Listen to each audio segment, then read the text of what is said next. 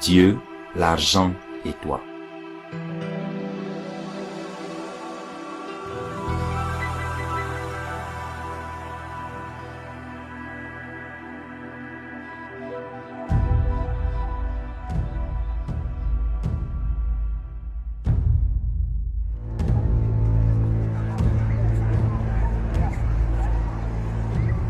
Dans presque chaque conversation, les gens parlent d'argent et de biens. Un très grand nombre de personnes veulent avoir de l'argent. Ceux qui n'ont pas d'argent désirent en avoir. Ceux qui en ont peu désirent en avoir un peu plus. Ceux qui en ont beaucoup en désirent encore davantage. Le millionnaire rêve du jour où il deviendra multimillionnaire. Le multimillionnaire rêve à davantage et davantage encore, et il est loin d'être satisfait.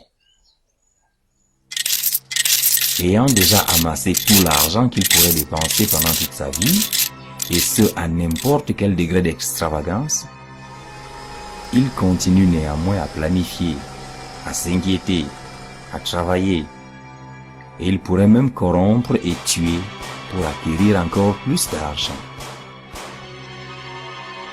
Il n'y a qu'une petite minorité de gens dans le monde qui ne sont pas en train de souhaiter, de planifier et de s'inquiéter sur les voies et moyens permettant de faire plus d'argent. Tu es peut-être l'un de ceux qui rêvent, souhaitent, s'inquiètent des moyens d'acquérir davantage et davantage de possessions. Ce message est écrit pour t'aider à faire partie de cette minorité bénie qui a été délivrée de la puissance de l'argent.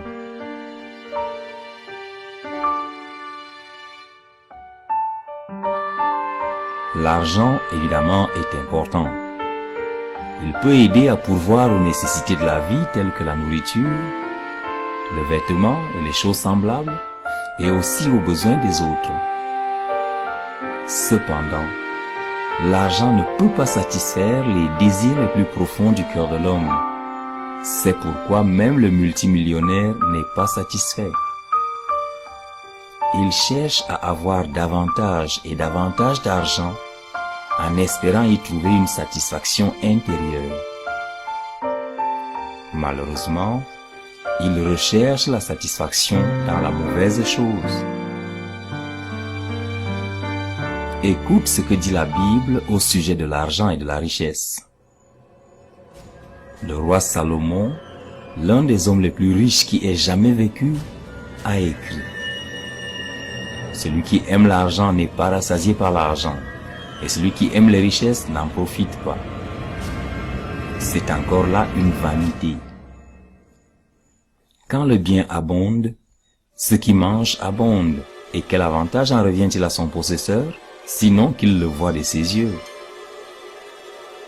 Le sommeil du travailleur est doux, qu'il ait peu ou beaucoup à manger, mais le rassasiement du riche ne le laisse pas dormir. Il est un mal grave que j'ai vu sous le soleil. Des richesses conservées pour son malheur par celui qui les possède. Ces richesses se perdent par quelque événement fâcheux. Il a engendré un fils et il ne reste rien entre ses mains. Comme il est sorti du ventre de sa mère, il s'en retourne nu ainsi qu'il était venu. Et pour son travail, il n'emporte rien qu'il puisse prendre dans sa main. Ecclésiaste chapitre 5, versets 9 à 14. L'apôtre Paul écrit: c'est en effet une grande source de gain que la piété avec le contentement. Car nous n'avons rien apporté dans le monde, et il est évident que nous ne pouvons rien en emporter. Si donc nous avons la nourriture et le vêtement, cela nous suffira. Mais ceux qui veulent s'enrichir tombent dans la tentation, dans le piège et dans beaucoup de désirs insensés et pernicieux qui plongent les hommes dans la ruine et la perdition. Car l'amour de l'argent est une racine de tous les maux. 1 Timothée chapitre 6, versets 6 à 10. Jésus-Christ a enseigné ce qui suit. Ne vous amassez pas des trésors sur la terre, où la teigne et la rouille détruisent, et où les voleurs percent et dérobent. Mais amassez-vous des trésors dans le ciel, où la teigne et la rouille ne détruisent point, et où les voleurs ne percent ni ne dérobent. Car là où est ton trésor, là aussi sera ton cœur. Matthieu, chapitre 6, versets 19 à 21. À partir de ces passages, nous apprenons que la personne qui aime l'argent ne pourra jamais y trouver satisfaction. En plus, nous apprenons que ceux qui désirent être riches ne seront jamais assez riches pour cesser de vouloir s'enrichir davantage. Finalement, nous apprenons qu'il est possible d'avoir peu et d'être content sans désirer davantage.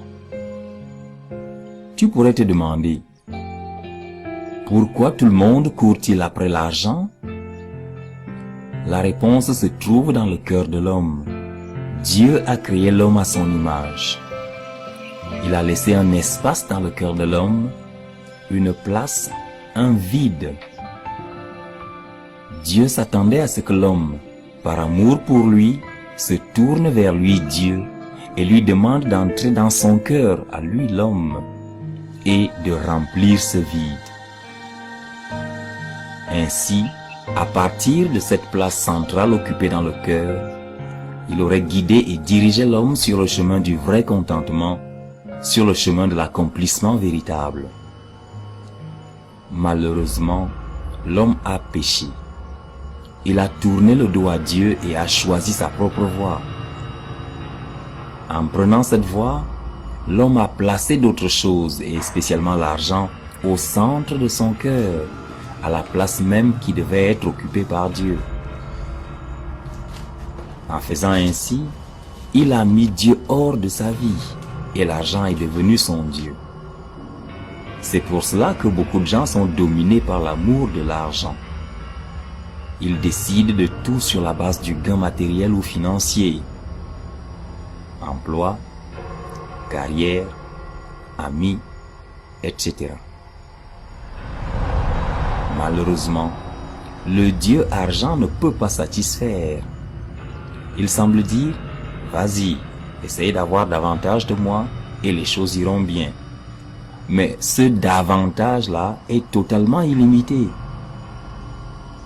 L'argent ne peut jamais satisfaire lorsqu'il est au centre du cœur de l'homme.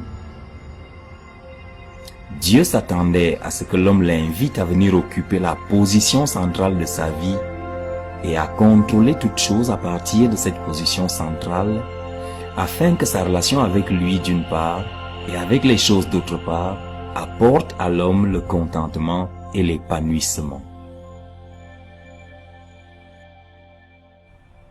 Malheureusement, l'homme a tourné le dos à Dieu et il a choisi la voie du péché. Dans son péché, il a mis l'argent ou toute autre chose à la place qui aurait dû être occupée par Dieu. L'argent est devenu le Dieu de l'homme et a pris le contrôle. Par conséquent, l'homme est vide et privé de la direction que Dieu seul peut donner. Chaque être humain a deux problèmes fondamentaux. Le premier est qu'il est hors de contact direct avec Dieu. Et le second est qu'il est en train d'être dominé par un Dieu, l'argent, au lieu d'être dirigé et orienté par Dieu.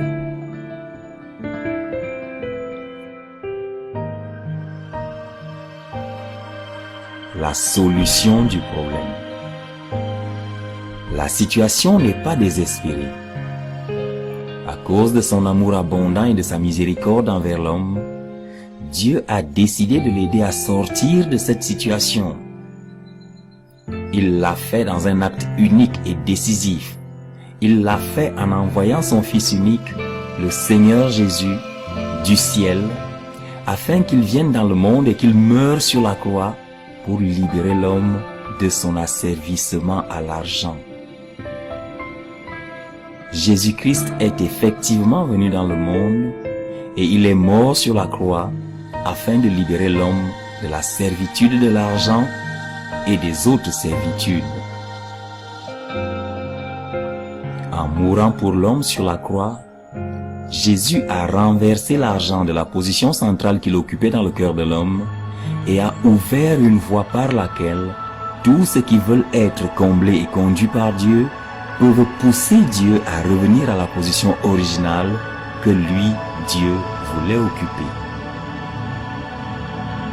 Quand l'homme change son attitude envers Dieu et envers l'argent et invite le Seigneur Jésus à venir dans son cœur, Jésus entre immédiatement dans sa vie et dans son cœur, ayant Dieu avec lui, et il occupe la place centrale du cœur de l'homme. À partir de cette position centrale, Dieu commencera à le conduire, à le diriger et à le contrôler en toutes choses, y compris dans son attitude vis-à-vis de l'argent et dans sa relation à l'argent. Dès lors, l'homme va contrôler l'argent parce que Dieu contrôlera l'homme. Tout marchera d'une manière satisfaisante. L'homme sera dorénavant convenablement relié à Dieu et l'argent sera pour l'homme un serviteur plutôt qu'un maître. Puisqu'il en est ainsi, tu as besoin d'inviter le Seigneur Jésus-Christ à venir dans ton cœur et dans ta vie maintenant. Quand il y sera, il amènera Dieu avec lui. La puissance de l'argent sur toi sera brisée et la puissance de Dieu sera établie sur toi. Dieu commencera à régner dans ton cœur et à t'aider à acquérir et à utiliser l'argent, que ce soit de petites ou de grandes sommes, de sorte que l'argent demeure ton serviteur et que tu sois établi dans le contentement. Tu commanderas alors et tu contrôleras l'argent au lieu que l'argent te commande et te contrôle. Tu veux sûrement recevoir le Seigneur Jésus dans ton cœur et dans ta vie maintenant, afin que ton problème d'argent et tes autres problèmes trouvent une solution. Tu peux le recevoir en l'invitant dans ton cœur maintenant. La Bible dit, « Voici, je me tiens à la porte et je frappe. Si quelqu'un entend ma voix et ouvre la porte, j'entrerai chez lui, je souperai avec lui et lui avec moi. » Apocalypse chapitre 3, verset 20. La porte dont Jésus parle est la porte de ton cœur. Invite Jésus dans ton cœur et dans ta vie en priant comme suit.